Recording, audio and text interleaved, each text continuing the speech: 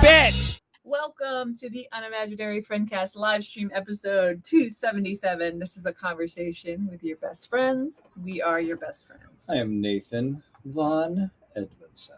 I'm Erin Marie, Betty Davis Jr. And I'm DavidMonster.com. I'm not busted, I'm just flat broke.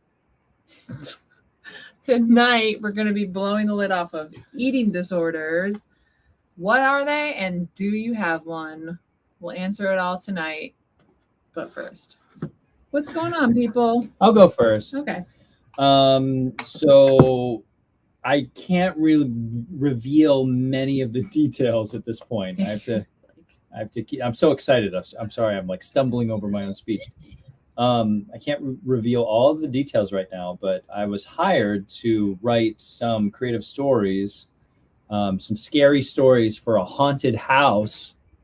So those will be happening shortly. And when those are up and running and that's happening, I'll let you know, and there'll be more details. But it's been really fun so far. I have a few drafts to go through, but it's been fun.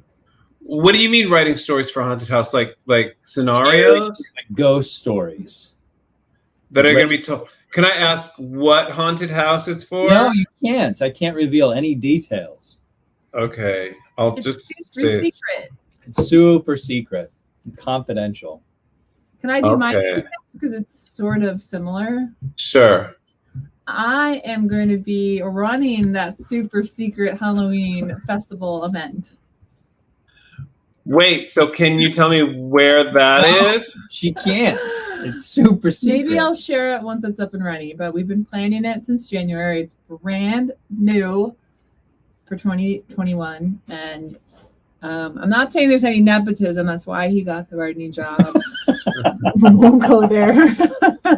Can I ask you this, Nathan? What? Ask me. Did you sleep with your boss to get the job? I don't know if I can answer that honestly, actually, because I don't think I have a boss. Oh. Right? I don't think I Well, actually have a boss. it's Freelance. I'm freelance. I have a contact. Yeah, like, Didn't someone hire you to do it, though? I have a producer that hired me. David, you know how the entertainment industry works. you do what you got to do. God damn it. Just tell yourself. Here, But- Dr. Anna Banana said she's here, and CV Actor Traveler says, Nathan, congratulations, bitch. Great to have you both here. Anna Banana, you're in luck that you're here for this episode, and you'll understand why. Wait a second. Total nepotism. Yeah. I should throw out there that I was hired not nepotismically in the past to craft this haunted house's stories for 4 years in a row. Yeah. So, No, he's got a long history. Oh, yeah. So it's a kind of like a rehire. I didn't know that. Wow. David, what's your news for this week? Okay, you normally have a choice, but I ran out of news stories, so we have to finally go with Thomas Jefferson. What? I've been asking for this news. Okay, for this is weeks now. breaking news, just in. I just want you to know that the man who said all men are created equal owned over 400 slaves. Yeah. And he was white. Do you know which of the three of us used to portray him as a live actor situation? I have no idea. Was it me? It might have been. Oh my gosh! Oh my God, there's Nathan as Thomas Jefferson. Breaking news. Now, did you portray the slave owner, Thomas Jefferson? Yeah, I just walked around with a whip and whipped people. Okay, you are canceled. No, that's not true. Yeah, you're definitely That's canceled. absolutely not true. And did you talk? But at least out of all the slave owners, he did try to sleep with all of his 400 slaves. Well, I think So- I think there's like a. They were all women? Or no, he just slept with everyone? You're so racist. You can sleep with men too if you want to. No, Wait, Dr. Anna Banana asks this. Okay. The question She's she just getting ahead asked, of us. Arfid, is part of our next segment, and I have lots of questions. Okay. Okay. And CB Actor Traveler did accuse you of sleeping with the boss, Nathan. I saw that. Yeah. Uh-oh. You might have your life ruined on the internet, Nathan. Yeah, because you portrayed a Because slave I owner. portrayed Thomas Jefferson. Yeah. Or because I whipped people. Canceled. I didn't whip people. Canceled. So yeah. Yes. Super canceled. Okay, so I played Thomas Jefferson at Independence Hall. I think it was for 2 years, maybe 2 or 3. I think it was just two though, 2 seasons. And I had a conversation in front of our audience with Ben Franklin and John Adams, and I would recite part of the Declaration of Independence. It was a really fun show. People really loved it. There was a segment where there was. Sorry, I just noticed the scroll What? on the live stream. David writes all these. I hope everyone knows, because it says, "Do you have an eating disorder, or are you just fat?" Which is so inappropriate. That's very. So who's gonna get canceled? Why are you laughing? Who's canceled? Oh, sorry, Nathan. We'll have fun in hell together. Anyway. Sorry. No, it's fine. I just saw that. I really enjoyed. Yeah, I didn't see that until you brought it up. But the Thomas Jefferson gig was a really fun gig, and it was. I think it was orchestrated very well. They actually touched on some of the slavery stuff, and handled it very well, I thought. Yeah, it was really well done. So cool. I don't know, but I think it's time for something exciting, though, isn't it? Is it our gold star? Gold star. Our gold star for this week, this beautiful week that we're in. We are giving out a gold star to a very special gold star recipient. I'm trying to wait until this graphic ends. Okay. Never gonna happen. That's the longest graphic. We have to get rid of that. Okay, so this, I'm not really sure what happened. This all happened behind my back, but apparently Dr. Anna Banana gets our gold star this week for something that I'm not even aware of. So guys, what happened? Nathan, you know the story. I was flipping through our extremely popular social media sites and just going through thousands of comments, thousands of requests. And I just stumbled across one by Dr. Anna Banana that asked us if we were going to talk about Arfid. What is that? ARFID this evening. Is that an acronym? Yes, it is. Oh. Dr. Banana, as you know, is a clinical psychologist, and she works indefatigable with us on our research staff. So she helped us to research this topic, and she gave us insight and years of in-depth research. Yep. We still don't know what Arfid is. Apparently. She said she's honored. It's so she great should be to have her honored. here. I looked it up earlier and I forget what it is, but I think David's gonna. Wait, what? I thought that you got. David's gonna talk about it later, right? You have to keep the that we know what we're talking about. Yeah. I mean, I'm here to react to the deep research that David has done with Dr. Anna Banana. So yeah, Dr. Banana. She's well respected, the researcher in the area, Dr. Banana. Well, I feel like I want to get into this topic then, since David will be presenting it with years of research from himself and Dr. Anna Banana. So let's have at it. We're going to be tackling eating disorders. Oh, she wants to know if we want to call in. Yeah. We might want to. Should I send her a link? Send her a link. Do it. Send her a link. See if it works. Will it work? All right. Wait, actually, as we're doing, can you forward her the link? And then we'll... Maybe. So I'll go into it. And then keep listening, Anna Banana, and you look for your email link. And maybe you guys will see the illustrious Dr. Anna Banana. We do have a question from the audience, which is, if this has anything to do with flappers. Can you tell You'll us that, see. Listen very closely, and you'll see. All right, so we're going to start off. There originally were 12 eating disorders. There's 12 types of eating disorders, but Dr. Banana discovered a 13th. Really? called Arfid, and we're going to talk about that. I'm going to talk about the 12 that were recently discovered. I mean, the 12 that are are thought of as eating disorders, and then the 13th that Dr. Antabinanta discovered. So, the reason why we're doing eating disorders is because I was listening to NPR and they gave a quick 3-question quiz, and I found out I have an eating disorder. Really? Do you have the quiz? I want to take the quiz. Do you have? Well, we're going to do that. I'm going to go through the types of eating disorder, and everybody hang tight. Dun dun dun dun dun dun dun dun dun dun. Dr. Antabinanta. Hey guys. All right, so thank you for joining us, Dr. Antabinanta, because you and I put together this topic of eating disorders, and it's very well researched and it's very in depth. And so we're going to need you as our clinical voice, okay? Okay.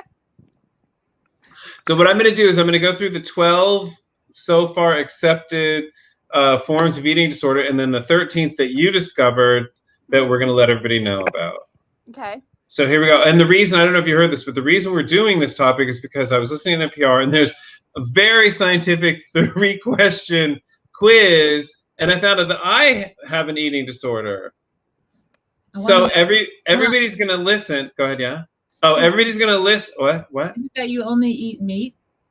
Oh, that might have something to do with it. So listen to the types of eating disorders, and then we're going to all take a quick quiz. It's very in-depth and very scientific, and everybody can see if they have an eating disorder, and then we're going to go through the myths and the facts about eating disorders. So is everyone ready? Yeah. super excited. Okay, number 1, the most popular eating disorder that I'm sure everyone's heard of, anorexia nervosa. Now, when you say popular, Well, because I think it's talked about the most. Oh, okay. Like, can you two lay people? Because Anna Banana and I are scientists. Can you two even name one other eating disorder? This is the most fashionable eating disorder. All right. I remember that Nathan said that, because wait until I explain it and see if you think that you're so funny anymore. I think it's true in a way.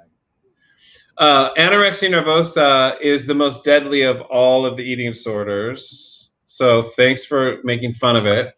Do you guys know what it is? it's when you don't eat. yeah. Well, it's severe food restriction, sometimes compounded with excessive exercise and other purging behaviors. Okay. Its symptoms are fear, rapid weight loss, amenorrhea, and heart damage. Now, You don't get your period. oh, so you knew what that is? Okay, yeah. So Nathan, do you get your period anymore?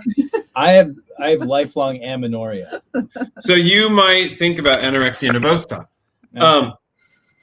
So it is not a joking matter, you guys, to stop screwing around, because it is the most deadly of all the diseases, and it's the one that is the hardest for a person to deal with and to find recovery. I'm sorry. And you do take this seriously. We're just Anna, anytime you want to jump in, just let us know. If you have a comment you want to make or you want to jump in, let me know, okay?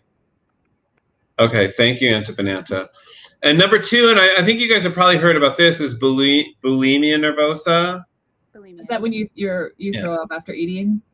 Yes, it's binging and then purging. But it's not only through throw-upping, it's sometimes with laxative or excessive exercise and stuff like that. But there's some kind of purge involved with it.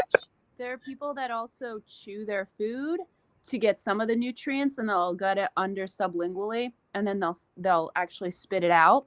So they won't actually ingest it. They'll just allow some of the nutrients to be sort of absorbed under the tongue. Oh. Anna, can you check to see where your hand is if it's on the microphone, so we can hear you clearly? Yeah, can you hear me better? Sorry, I didn't on it. Yeah, I think so. Better? Yeah. Okay. Just speak loudly since you don't have to. Okay. Thank you. Okay, and I tried that diet that you're talking about, Anna, where I would chew and spit out, but it's very unsatisfying, so I stopped doing it, because I did it with like non-nutritional foods like cake and ice cream, but it just isn't. It gives you no satisfaction because swallowing and just stuffing yourself with food is so much more enjoyable. Yep. So she agrees. That's a Gotta scientific woof it answer. down, really woof it down. Yeah. Yeah, just woof it down. See, she's a scientist. She knows. Yeah, that's clinical terms right there. Number 3, muscle dysmorphia. Do you two lay people know what that means? I am very aware of this. This affects bodybuilders a lot, right? So, yes. You know, people who like don't think they have any muscle and they'll just like pack on muscle and still think they're really skinny. Yeah, exactly. So they think they're a lot thinner. I think almost every bodybuilder I've ever known kind of suffers from this a little bit because they're never big enough. Is that considered an eating disorder though? Well, yes, because they eat more, you know, they eat a lot. Well, it's listed as one, but I don't think the science world understands bodybuilding. Like for a dude not to be huge and big and have a lot of muscles is ridiculous, and it's just stupid. But go ahead, yeah, Nathan. What? Can I just read we have a comment Yeah. here that says, Yeah. I was raised to chew my food until it was water. Is that an eating disorder? That's a chewing disorder. Okay. No. It's actually that's a digestive helper, right? That helps with digestion is to really chew your food. Sounds good. I think it's funny is body dysmorphia, right? Is that what's the term? So is it a eating disorder? I would say it like latches onto that immediately because it's a body image disorder, but then that affects how you eat 100%. So almost seems like the eating disorder is like second to the disorder. But scientifically, though, if you look amazing, it doesn't matter. Right, Anna Banana? Oh yeah, no, definitely. See, science. Did not have thumbs up that. Number 4. Anna's canceled. Number 4, binge eating disorder.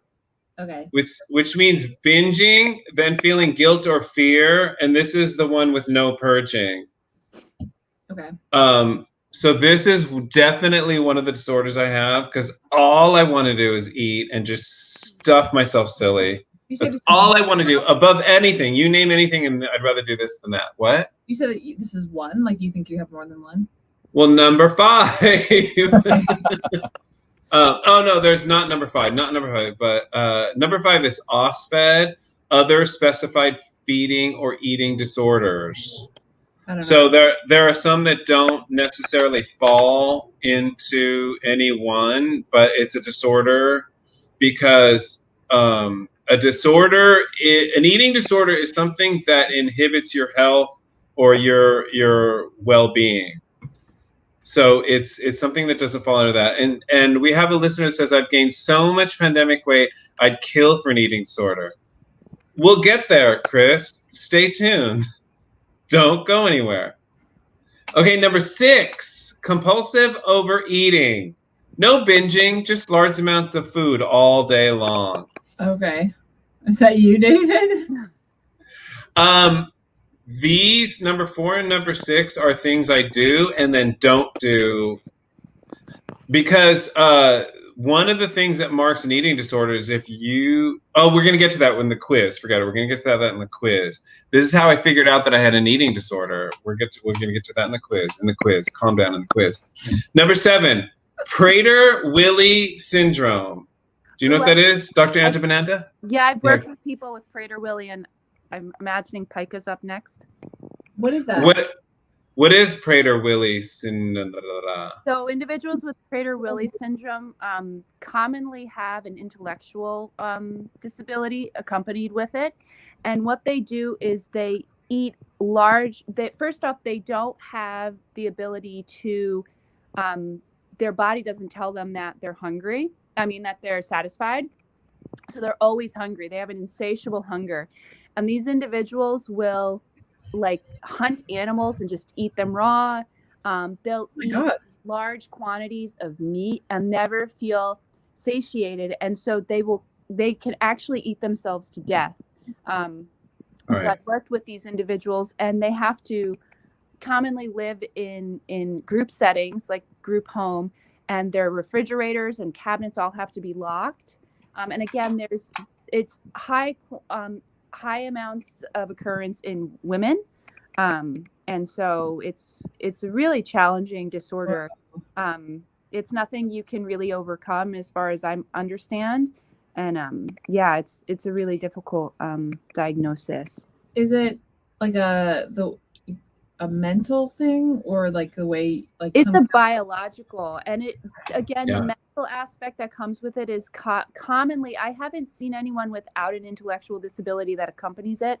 I'm not sure if there is an occurrence of that, but everyone I've ever worked with that has Prader-Willi also has just a slightly below the norm intelligence, so a little bit, one standard deviation. Wow, I've never heard of that. That's pretty wild. Me too. They're saying that it's poor feeding and slow development in babies. It creates insatiable hunger, and it often develops into diabetes. Well, yeah, that makes sense. And Insulin the can never regulate if you're just like constantly gorging. Yeah, and the source I have says it's a genetic disease. Yeah. All right. So the next one is diabulimia. When diabetics try to use their insulin to induce weight loss. Oh, whoa. I haven't heard of that. Wow. How does that work? It's manipulation of the insulin.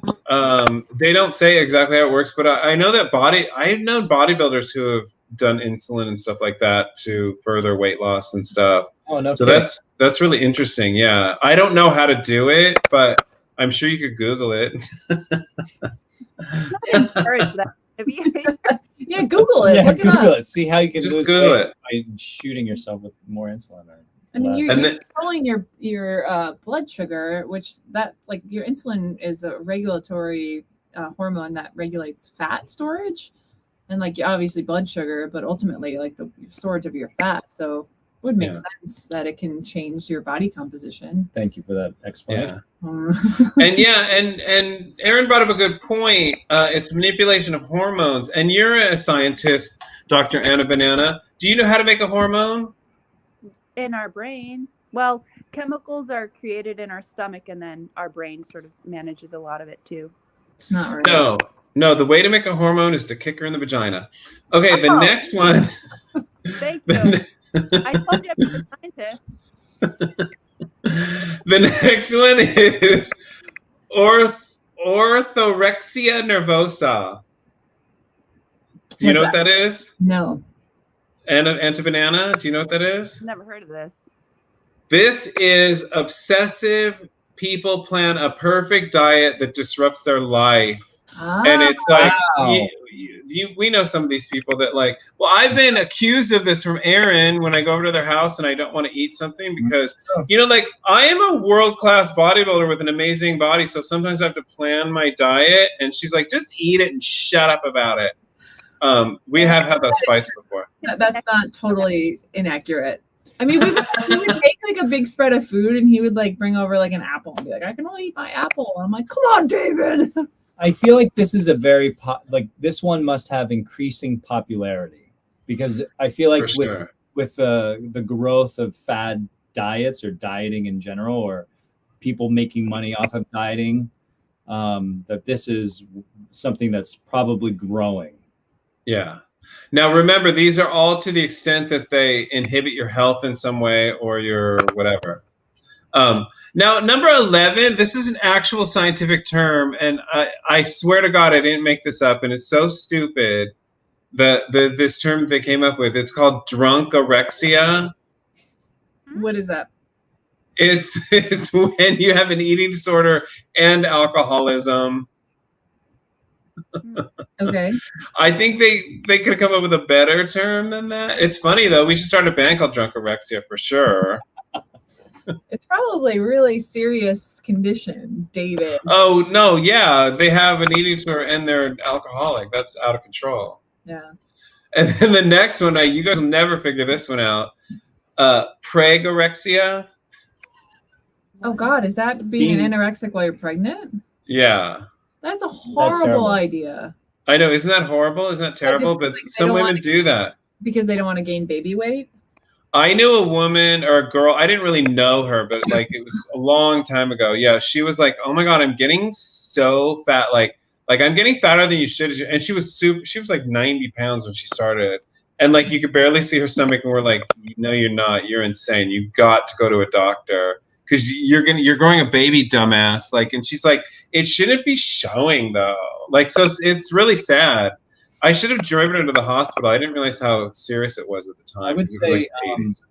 not thankfully, but at least I imagine the body would start pulling from her resources to like feed the baby. I would imagine, right? Not that that's healthy Yeah. for either of them. Mom's got to be Yeah. healthy. He's going to be healthy. So it's not a good situation. Yeah, that's just plain sad. It's not even funny. It's not even funny like the rest of them. Okay. Yeah, I can joke about it. Oh no, I don't. And then number 13, Arfid, which Dr. Antipananda discovered. So would you like? You Oh, I missed one. What? Really? So the source I had didn't have it. What is it? Pica, Pica. Ooh, and what is that? I get 2 gold stars, okay? All right. We'll give you 2 gold stars. So pica is another eating disorder very similar to Prader-Willi. The difference is that, again, it's insatiable hunger. But instead of eating edibles, Prader-Willi eats edibles. So they'll eat like meat, chicken. They'll just wolf down things of broccoli nonstop. They'll eat a whole grocery store. Individuals with pica will eat things on the floor or buttons or cotton. Like plastic and stuff. Yeah, right. Inedible shit. They'll eat like try and eat plastic spoons. I had one patient that I worked with that had pica, and he ate an entire box of gloves. Yeah. How? How? I've heard of this before, but how do they do that? Go ahead. Yeah. What was there a rationale or like a satisfaction that they could share from doing that? Some Like, of you know, articulate? so a lot of the individuals that I've worked with pica, most of them have had severe disability, so severely cognitively delayed. However, I've worked with some adults that do it, and then it sort of teeters into, is this pica or is this an impulse control disorder NOS, which gets into a whole nother thing. Wow. So, but yeah, pica should be on that list. And then there's Arfid. I've never heard of a lot of these. I want to hear about Arfid now, because is that actually something that you came up with? Wait, I just want to say something about pica, and I'm pissed that it's not on the list because I've heard about pica before. Oh, sorry, go ahead, yeah. I just want to say something about pica. Like, pica's crazy because, like with the gloves and stuff like that, sometimes people eat things that are indigestible, so it won't go through. They have to get surgery to have it removed from them. That's what this patient had to have. He had to be hospitalized, and it was a big deal because some of it actually went through their digestive tract, so they were pooping out like white because they ate the latex. So in Philadelphia, there's a museum called the Mutter Museum, which is a museum of oddities, and there are these dressers, these chests, these big chests with drawers, and as you pull out the drawers, there's like dozens of drawers just filled with dozens and dozens of items, and they're all things that people have eaten. It's crazy. It's like a lot of buttons, but safety pins, just everything you could think of is in these drawers that people have eaten. So thank God, or Satan, or the universe, or Mindy Cohn, whoever rules my life. I don't know. Thank God I don't have that. Yeah, that sounds terrible. Yeah, really, it's really scary. But I want to hear about Arfid now. Yeah, tell us about Arfid. So, avoidant, restrictive food intake disorder. I did not make it up. It's in the DSM. And so it's very similar to anorexia. The major differences is that individuals will have very selective diets. So it's common in autism and individuals with just sensory differences, so sensory processing differences. And so they'll restrict their food to things that they enjoy texture-wise or taste-wise. And so they might have 3, 4, 5 foods that's it. That's all they'll eat. They are not concerned about body shape or size or worrying about any kind of like fatness, being too fat. David was talking about the friend, and that's very common in anorexia, whereas in Arfid, that's not common. They're just concerned about usually the texture and the taste. So there's a heavy, strong sensory component to the selectivity of their diet. Interesting. Yeah. Real quick before we move on, is it safe to say that for each of these categories of disorders, if you call them that there's like a scale of it from like very minor to major? I mean, I would say that, if they're diagnosed with it, it's clinical. As with any disorder, you can have, mild, moderate, severe, profound, right? Like as working with it, I'll see autism, right? And someone will have a level 1 diagnosis or level 2, level 3, but there's severity within that. So there's kind of a spectrum. And I think depending on the doctor, the clinician, the therapist you talk with, they're going to have different opinions. But yeah, in my opinion, within the diagnoses that I work with, and especially some of these, since I've seen some of them, I won't say I specialize in, eating disorders, but especially Arfid, I see it a lot. Yeah, there's severities with it, and the ability to overcome it, to work with it, and to manage it are all varying degrees based on the person's level of executive functioning, ability to work through tasks and problem solve, and their anxiety, their mental health, and their cognition. Where are they cognitively? How delayed are they? How much insight and awareness do they have? There's so many factors and areas to consider when you're treating someone. So long-winded, I would say, yeah, there's definitely a spectrum to consider with these different, diagnoses and how well it can be managed and maintained. I didn't mean to laugh. I just noticed that you're signed in as Dr. Animal. That was a self-selection. Like what, 7th grade? Yeah. And I want to attest to what she said, that there are definitely degrees, because I had no clue that I had an eating disorder, because I don't exhibit some of the, like, I'm not emaciated. I've never been emaciated. I know what you guys are saying. Like, David, yes, you have the most incredible body we've ever seen in our lives. But because I wasn't emaciated and like I thought, oh, I don't have an eating disorder. But yeah, like when it rules your life, like there's a degree of a disorder there. That's all. It really, so in the Diagnostic and Statistical Manual, the DSM-5, in order to be diagnosed with one of those disorders, it needs to affect your daily functioning, right? To a level and to a point where it affects you. People will say, oh, I have OCD. And it's like, well, does it affect your ability to the extent that you can't operate, functionally day to day? Yeah. And each disorder looks a little bit different, and each person looks a little bit different. But you can't, in my opinion, diagnose yourself with something. You need to go to a specialist to get diagnosed. So David, Hear that, David? make an appointment. Yeah. Dr. Animal, I think that's a very good point. And I want to ask you something. I've seen through the social medias a trending of people. It seems like everyone's self-diagnosing as ADHD. Do you see that as happening? And would you categorize it in the same way you just explained? Yeah. So are you asking, should people not self-diagnose? I feel like in some of the people that I've been seeing posting these, and then I went and I was diagnosed, and then I am on medication. Everything's great. And this, so there seems to be a community that I've been seeing developing about this, but it just seems very,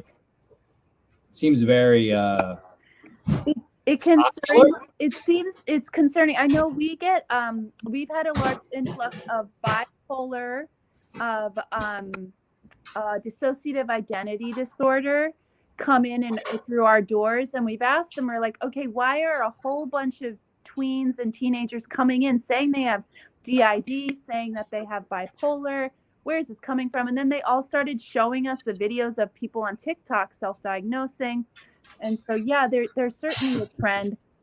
My thing to that is, if you're concerned, go to a doctor, and us doctors are trained to really diagnose that. And we can give you administered tests to be able to really discern that.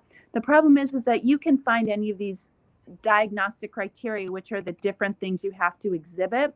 And so if people are mimicking those, you know, we have tests to be able to figure out, are people faking that? Are they faking actually having this? And there's tests that you can administer to really suss that out.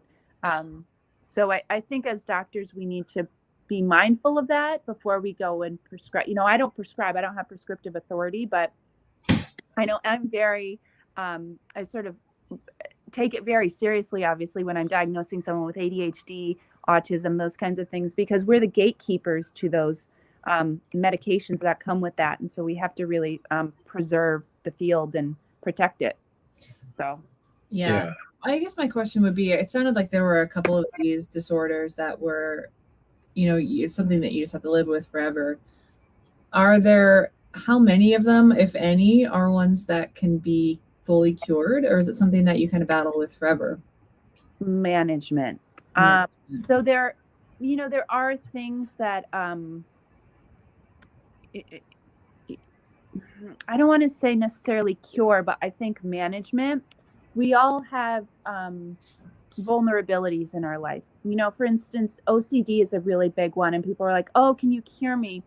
And my opinion on that is that we don't cure OCD. We teach you how to manage it. Your brain will always have these impulsive thoughts, you know, these compulsive thoughts, or behaviors that accompany that, you know, and you just have to learn how to not listen to them, how to figure out how to manage them. But your brain, that's your brain, that's your chemistry. You can take medications to inhibit some of that or decrease it, but that's your biological makeup, that's who you are, and you just have to understand that that's your vulnerability. Individuals with ADHD, you know, I can go on forever, right? But individuals with ADHD, that's a neurological developmental disorder, and so that should be diagnosed within childhood. And so there's a lot of research out there where, you know, it suggests if you actually get them on medication, you can create the brain pathways that they need through neuroplasticity. And then when they get to adulthood, they won't need it as much because we've actually intervened early. They've gotten the early intervention with behavioral therapy, all these accommodations. And so it's very minimal when they get to adulthood, but it's still there. It's still present.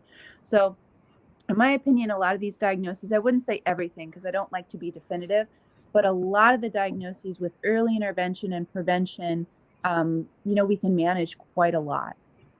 But I don't know about, you know, full curing.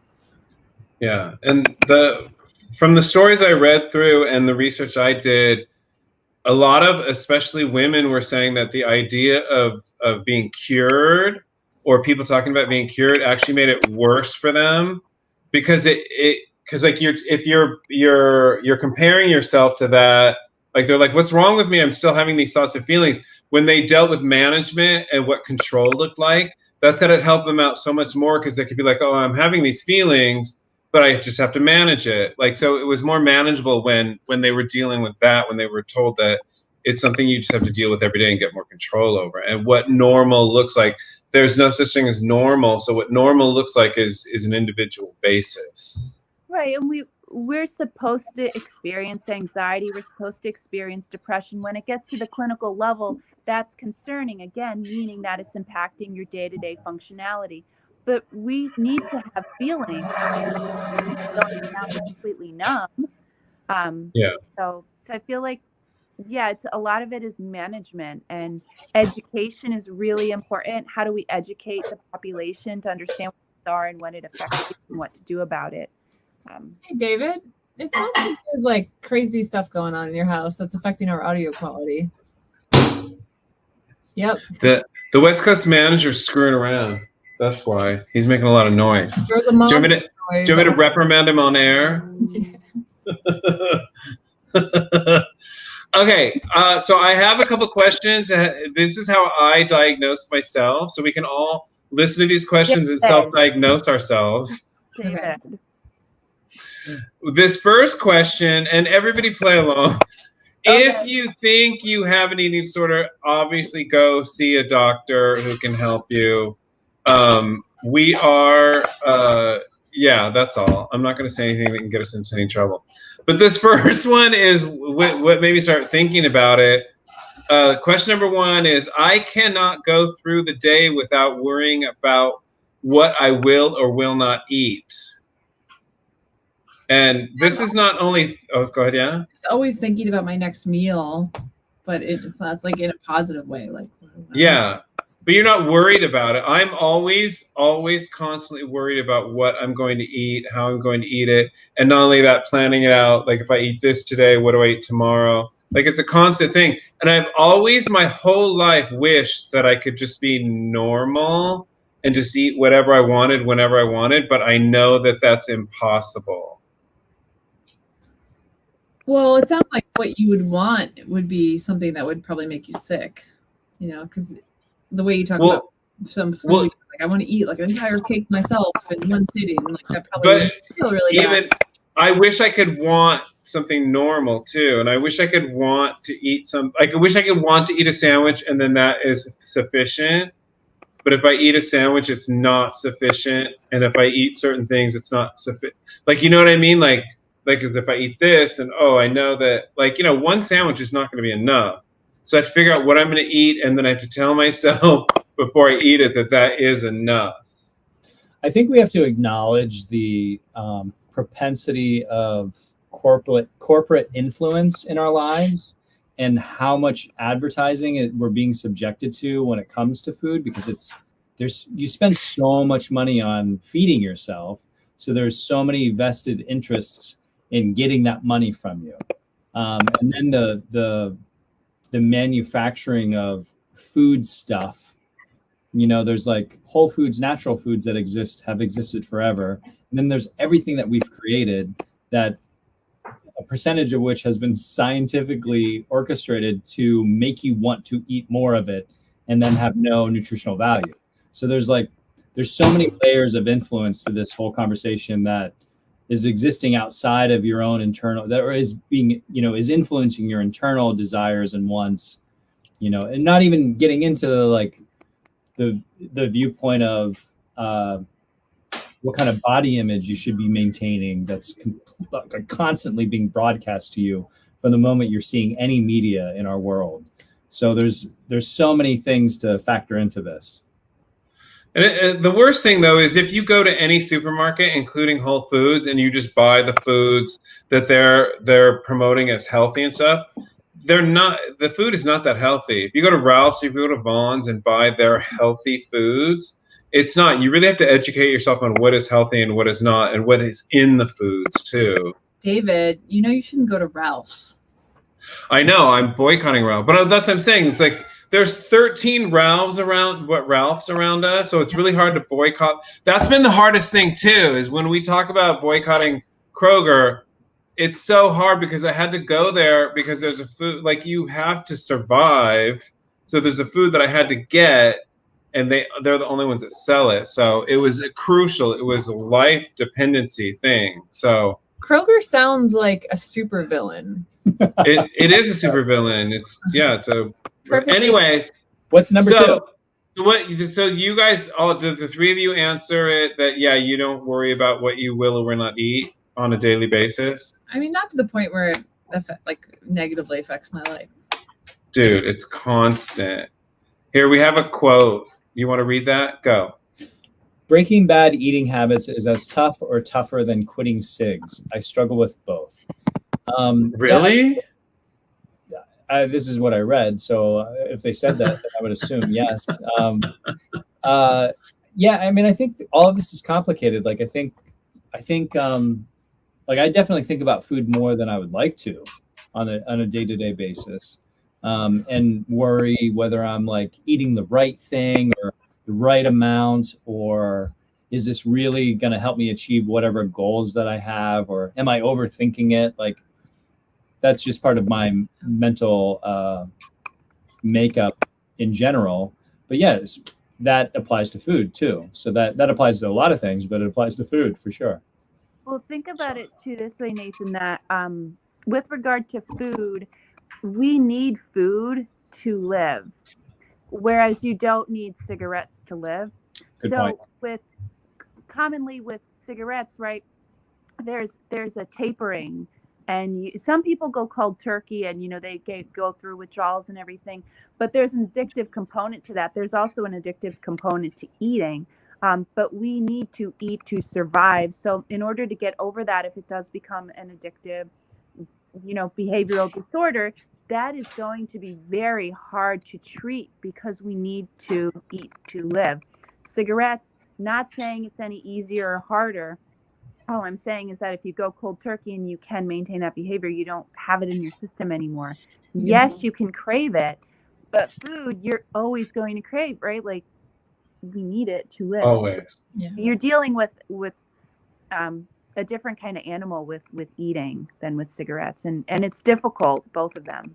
I'm not trying to undermine one or the other, but that's just a point to consider. Totally. Absolutely. Totally. All right, I'm going to go on to question number 2. I have uncontrollable eating binges during which I consume large amounts of food. I mean, I sometimes eat more than I want, but I don't think it's anything to worry about.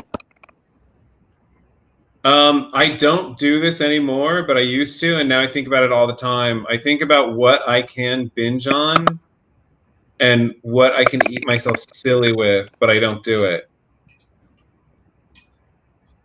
All right, that's all. I think this is, I would say, what's that, Anna? Dr. Animal? I'm sorry, is that 2 questions to diagnose yourself? That's the second. No, there's a couple more, but this is what got me thinking of like, I wonder if there's a weird sound. Someone's screwing around with a microphone or something. Sorry, go ahead. That's all. No, it's not me. Not me. I would say, I think with, what is that? I think it's David. It was the background noise before. Okay, so I think this is a. I don't know what- It's not me. It's someone fiddling around with a microphone or something. Somebody's underwater. I don't know what that is. So sorry that we're having some interference right now. That could be it, actually. There might have been some electronics. No, I don't think Okay, so. well, let's just continue. Okay, anyway. I feel like we live in a culture where indulging and eating a lot of food is like practiced. It's like, it's just embedded in our culture in a way. From parents saying like, finish your meal, like, fill up sort of thing. So yeah, I just think that there are a lot of like levels to that, but yeah, so it probably affects a lot of people. I would say that one in particular. Because, like you said, Dr. Animal, food is addictive. It can be. It can be addictive.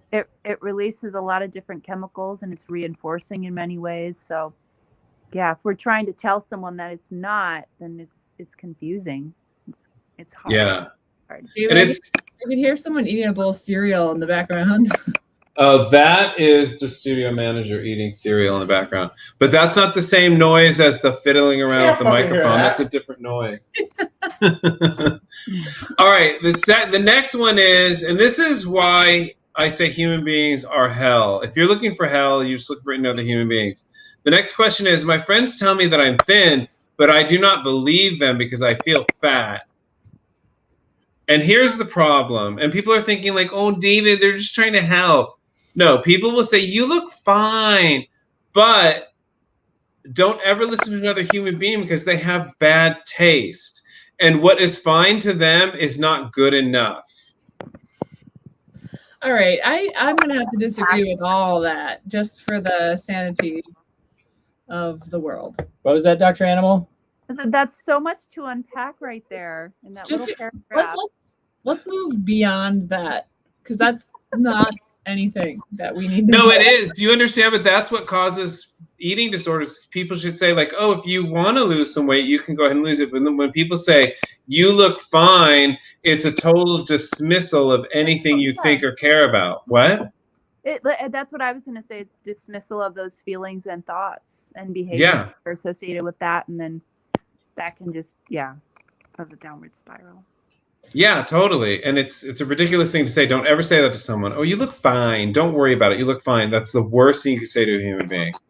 Go ahead. What? I don't know if that's the worst thing you can say to a human being. However, has anyone had this experience where you had an assessment of yourself at a certain age, and then 5 or 10 years later looked back and were like, what the fuck was I thinking? Like, I was so healthy and young and hot, or at least like not what I thought I was. I think about that every day.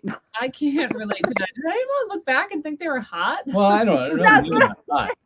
But like, God. I'm just kidding. Unfortunately, I was never hot, but yeah, go ahead. See, you all are doing it right now, which is so disappointing to see happen in real I'm time. in my prime. No. I don't know. I feel like, I feel like our assumptions are so skewed. We, in the moment, can't accurately assess often. Yeah, no, that's true. Anyway. Okay, I'll just go to the next question. I have an overwhelming fear of gaining weight. It's not overwhelming for me, but I don't want to be overweight. Yeah, I would agree with that. There's like an acknowledgement that I don't want to, and there might be some fear about that, like that could happen. But then sometimes I'm like, getting older, you do gain weight. Like that's sort of what happens. It can happen. And I remember when I was younger, like idolizing some physiques and being like, oh, it'd be great to have a physique like that. And that person's kind of heavy, you know, but anyway. Yeah. I mean, it's like something you have to come to terms with a lot after you create a child in your body, is that you just don't look the same. And there's some things you can probably do. I can only speak for being 5 months out of this situation, but you know, you go. Just don't look the way I did before, and I might never, and I just have to figure out a way to come to terms and be happy. You have to start doing your stomach crunches and leg lifts. Like my daughter, like she wakes up and just starts going, which is like me doing crunches for people listening. She's literally just does like reps over and over again. Then she gets in her stomach and starts doing push-ups. She's doing push-ups, yeah. Or true. If you stand her up, she'll just do like little, not leg lifts. Squats, thank you. It's like a strict training. She's very regimen. active. Aw. Right, David. She makes this face too when she does crunches. Take a video. Yeah, I will. Tomorrow morning. Okay, what all else? right. That's actually all of the questions that I had. The rest are just like typical, like where you're like, if you answer them, you know, oh yeah, I have an eating disorder. But those are the ones that got me thinking and made me realize that if you're spending I'm spending too much of my time, like every minute, actually, not too much of my time. Every minute of every day is spent trying to figure out what to eat and how to eat it. But do you think that like that's a more of a symptom of like you have to make everything and plan things in advance? Like, what if you had a personal chef? This probably wouldn't be an issue, right? No, but if I didn't have this problem, I wouldn't be doing that. I would just be eating normally, like normal people eat. I'd be able to eat a sandwich or something like that and not think about it. I'm gonna have to go for a second. Yeah, we're gonna have to wrap this up because we have a live animal in our bedroom, and I can go do that and give you guys a few more minutes. However, I do want to recommend one book that I think is just very useful. It's called Intuitive Eating. It's a revolutionary program that works, and it's by Evelyn Tribble and maybe some other people. I can't read it because it's really small and it's on Audible. But Intuitive Eating, you should check it out. It's like kind of like is an approach to eating that kind of is undermining all of these strategies that we've implemented and all these dieting things and like all these disorders that occur, and like it's kind of trying to create a more, like when you said, David, like I just want to eat like normal people. I think that's kind of like a goal of like just like it's not a thing anymore. All right, sorry. Okay. We'll have to wrap up. We have a crowd. Okay. Do you want to read this last comment from a listener? I think it's more of a fixation, feeling satisfied after eating. I try to focus on what I eat and feed my family, but sometimes the empty calories feel good. I could not agree more. I definitely probably eat healthier than the average American, but like am a snacker. I love just, I could like hammer a bag of cheese curls in 2 seconds. Totally. There's nothing better in this whole world than empty calories. Nothing. I could not disagree with that. I wish they weren't so bad for you. It's food. Well, even full calories, even calories that are good for you, like just eating in general is good. There's nothing better than it. All different kinds of delicious foods. Just makes me hungry now. I'm starving to death. Our baby's in my mind. I think we should probably try to wrap this up. Okay, well, I had a whole bunch of myths to go through, but whatever. So Anna, why don't you say something scientific to wrap it up? David, I would love for you to look up obsessive compulsive disorder in the DSM. I'm sure I have it.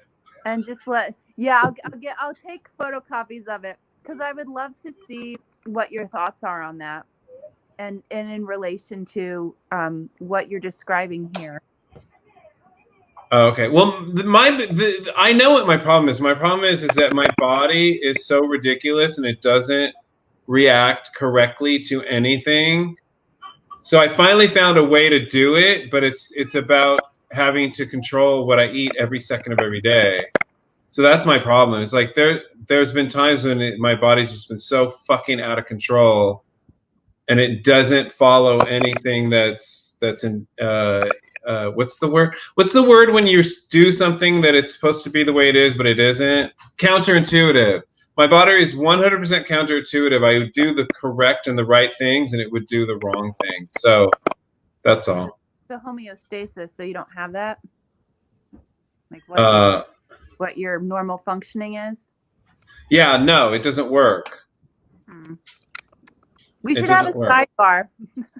All right, I'll have a sidebar with you. Good For seeing you, 100%. Chris. Yeah. All right, we should wrap this up. We've been going on for a while. It was really a pleasure to have you on, Dr. Animal. Yeah. I'm excited. Thank you, Dr. Animal. So great to have you. That later. She wants both her gold stars. She demands both her gold stars. I earned it. They'll be in the mail, so definitely be on the edge of your seat until they arrive. Okay, like Totally. USPS. This was the only time we ever had someone demand a gold star and also get 2 in one episode and then show up live. So there's a lot of so she deserves it. And anytime you want a sidebar, I'm up for it, Dr. Animal Bananimal. Good, yeah. I love the conversation. All right, anytime you want. Just let me know. Okay, cool. All right, thanks for phoning me in, for letting me be part of it. Appreciate it. Definitely.